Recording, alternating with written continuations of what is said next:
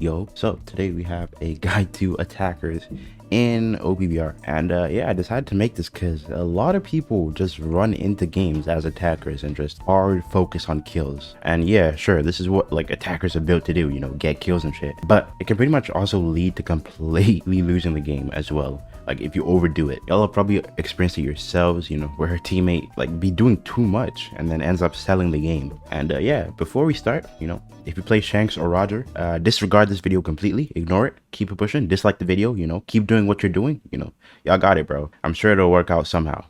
Nah, I'm kidding. You know, even if you play Shanks or Roger, you know, I'm a Shanks player myself. You know, every attacker can use some help. Hey, let's get into this guide for real. Alright, so attackers are the KOing class of the game, as the name suggests, you know, attackers. But it's not as simple as it sounds, you know, except, you know, if you're Shanks. Your job is to focus on clearing the enemy out, but you also kind of got to be smart about how you do it. And, you know, I know, sometimes you be playing as Shanks or Roger and you see a blue unit, like an indescribable rage starts to build up inside you. You see a blue unit and you just want that man dead.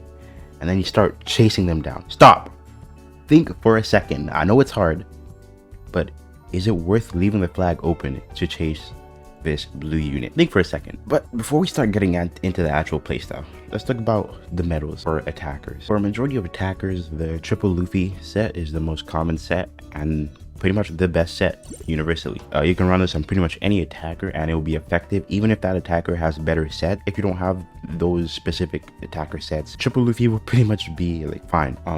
Now the triple Luffy has different variations. You can use the Bounce Man, Lucy medal if you have it, and then Luffy. Another version is Bounce Man, Luffy, and the Strong Word Luffy medal. If you don't have that either, then honestly just toss any Luffy medal in the last slot. You can add Snake Man, Battle Axe, all those kinds of medals. Tags are amazing on pretty much all Luffy medals.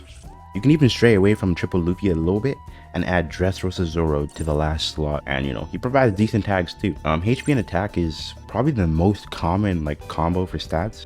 It works for most attackers pretty damn well, and yeah, there are attackers though who can benefit from having defense instead. Like ulti gains a defense buff, so having defense stat can make you a little tankier, especially if you're running Zoan support on her, Grand Line, all that kind of stuff. Ulti can get pretty tough, and yeah, stuff like that.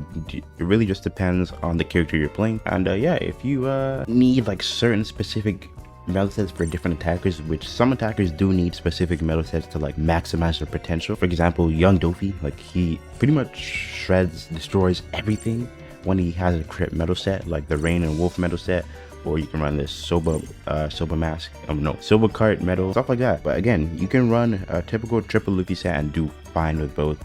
But honestly, Dofi in particular, you should definitely try to get a crit medal set. But yeah, you can find a ton of medal sets and medal set alternatives in my medal set video.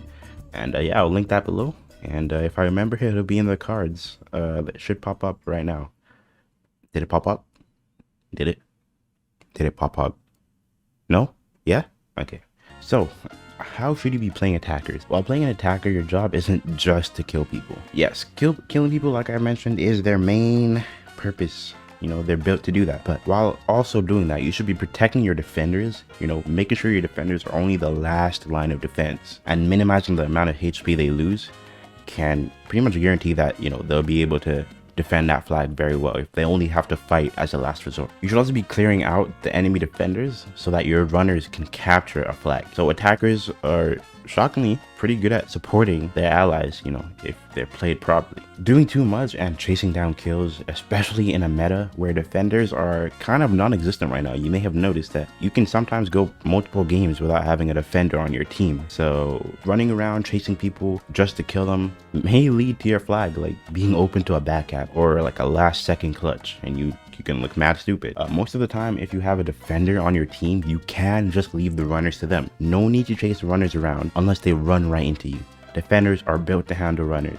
That's their job. Like, as long as there's a defender on a flag, you're chilling. Do your job. Anyways, however, runners like Marco, you know, may require a lot of damage to be taken off a flag or a status effect. In that scenario, it may be smarter to go chase down the runner, because if Marco gets on a flag, it's kind of hard to take him off. This is where smart decision making comes into play, and pretty much knowing when to fight and when not to. In my opinion, an attacker's #1 target should be the enemy team's attacker, especially if the enemy team's main attacker is Shanks. Shanks is extremely dangerous. I don't even need to say it. Y'all know who Shanks is. Y'all know, but Shanks is extremely dangerous and very much capable of wiping your entire team out with like little to no trouble. Like, taking out a Shanks frees up much of the game for your teammates, especially since Shanks has pretty much access to first class fights across the entire map once he enters his red hair state. So when should you use your skills as an attacker? Well, I could tell you when not to. Please stop using your skills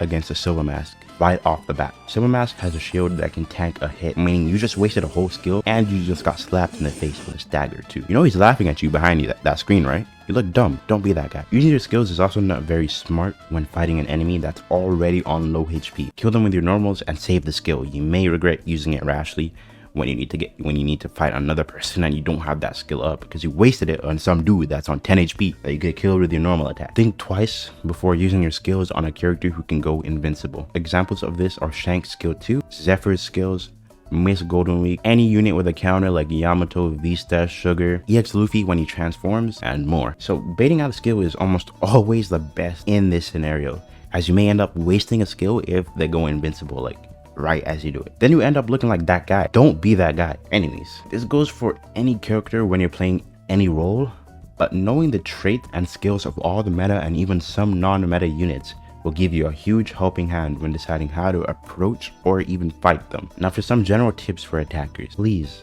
do not double team every single enemy you see.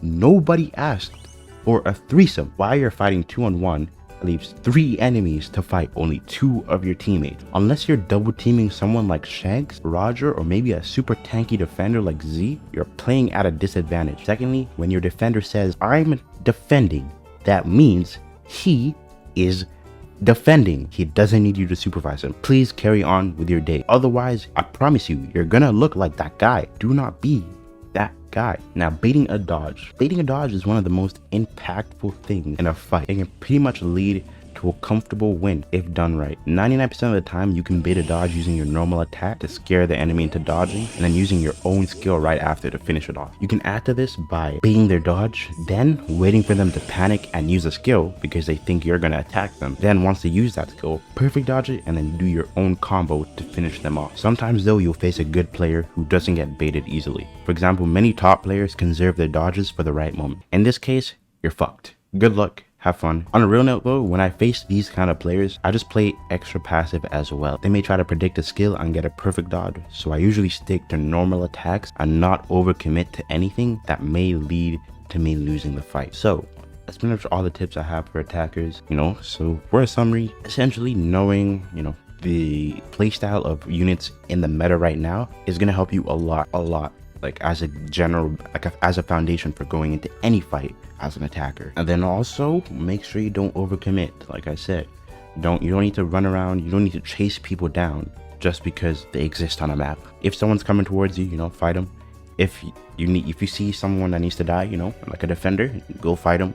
Attacker, go fight them. But like, you can trust your teammates. Okay, well, let me rephrase that. Hope that your teammate is gonna handle it, and if they don't, then you can go handle it.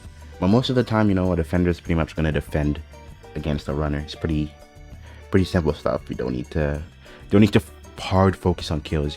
Capture a flag, guard a flag if you have to. Sometimes you have to defend a flag. So yeah, don't do too much. That's basically all you need to know. Don't do too much. And yeah, that's pretty much it though for the attacker guide. But yeah, I'm gonna make this a little 3-part series. Gonna do runners, then defenders as well. Maybe not in that order.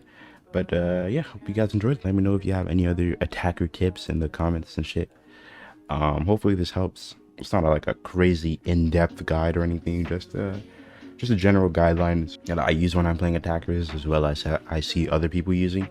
And yeah, hope you guys found this helpful, and I'll catch y'all in the next one. Peace. Yeah, turn me up.